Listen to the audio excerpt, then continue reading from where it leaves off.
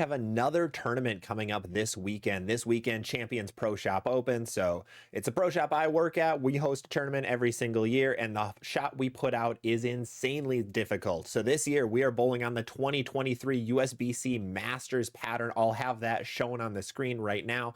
But for the numbers, it is 46 feet. It is a 1.77 to 1 ratio, so virtually flat. Really, the only place that isn't flat is right on the gutter, and then it has 28 mils of volume. That is not that much, especially for the year 2024, especially for how strong bowling balls are, and especially for how bad these lane surfaces are that we are bowling on. They hook a bunch and very early, so it's going to be very similar to what we bowled on last weekend for anyone who saw that video. But let's go through the bowling balls I'm going to personally bring. So last weekend, we bowled on pretty much the same shot, a couple feet longer and really same volume, very similar bowling center. So we have almost the same arsenal as last week, a couple minor tweaks to it based on what balls did last weekend. Starting off from the top of the bag, we have two massive, strong asymmetrical balls. We have the Extreme Envy and we have the 900 Global Reality. The Extreme Envy is coming solely because I need a situation. I need to make sure that I have a bowling ball that is going to hook. Now that is one of my biggest things because I'm taller, my speed is usually a little bit higher, so I generally have more problems getting a ball to hook than not. So what I'm going to do is bring this Extreme Envy, and this is going to be my, if I need anything to just hook a little bit, I throw the Extreme Envy. The Reality is going to be the more versatile option. It's a more middle of the road asymmetrical solid bowling ball. I can see that one getting a little bit more play compared to the Extreme. Next up, we have our shiny asymmetrical bowling balls, and we are going to be bringing 3 shiny asymmetrical balls. The number 1 ball that's going to be on here, the smoothest of the 3, will be the Track Theorem. So last weekend, I had in this slot the Infinite Physics from Storm. Unfortunately, that ball looked pretty terrible, where I switched last weekend from the Reality and the Extreme Envy over to the Quantum Evo Response, and that comparison was awesome. So I want something a little closer to the Quantum Evo, where the Theorem's going to come in. Now, I've barely thrown this Theorem. I am not the most confident with it because I haven't even thrown a game with it, but I think that's going to fit really well to be a ball down directly from the Reality. The second one up is going to be the one I just mentioned, Quantum Evo Response. Again, a little more middle of the road asymmetrical shiny option. It looked fantastic last weekend, so I'm hoping it's going to do the same this weekend.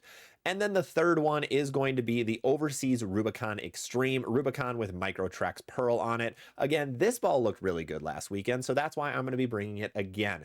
This ball was fantastic at just being able to trap the pocket. It was able to hit the pocket a bunch, leave a bunch of 10 pins, but then also strike a lot to be able to stay around 210 to 220 for most of the day. Next up, over to the dull symmetrical bowling balls. The number 1 ball on this list is going to be the Phase 2. This is the GOAT. This is the benchmark. This is the ball that I will bring everywhere. It had 0 play last weekend. I didn't even take it out of the bag, which was a little surprising. So I might want to try it on the fresh this week if the asymmetrical balls don't look that good. I made a problem last week where my asymmetrical balls were hooking a little too early, where I think switching over to the Phase 2 would have been a little more usable. So I might want to try the Phase 2 this week. The second ball on the list is one that I threw in match play last week, which looked fantastic. Scorpion Low Flare. This ball can work on everything. You can throw it on 35 feet. You can throw it on 50 feet. It doesn't matter. It just looks great. This is what I'm hoping to go to late in the day because somehow this ball still looks fantastic even when the fronts are fried. And that's mainly because of the tiny, tiny core in that ball. Then finally, my 2 symmetrical shiny options are going to be the Zen Gold Label and the Track Heat. And yes, the Track Heat was a solid bowling ball, but I have a lot of shine on it, so it really acts similar to a Pearl. It's just smoother. But starting with the Zen Gold Label, this is going to be a really good ball down from the Rubicon Extreme. This ball flares a bunch, but I think that's going to be really, really good because there's going to be a lot of down lane oil with the pattern being so long. I brought the Web Pearl last week. That ball just didn't have enough guts in it to actually be able to round out the corner. That thing would just burn up a little too quick and be too smooth. So I hope the Zen Gold Label can get through the fronts a little bit better, but with the stronger core, be able to take out corner pins. And then the Track Heat is going to be my in case of emergency break glass bowling ball, where if the lanes get completely torched, I can go to this thing. It's going to be a smoother, solid bowling ball, so it will hook earlier, but I think I can play pretty far left with it. I have in the past, so I think I can again here.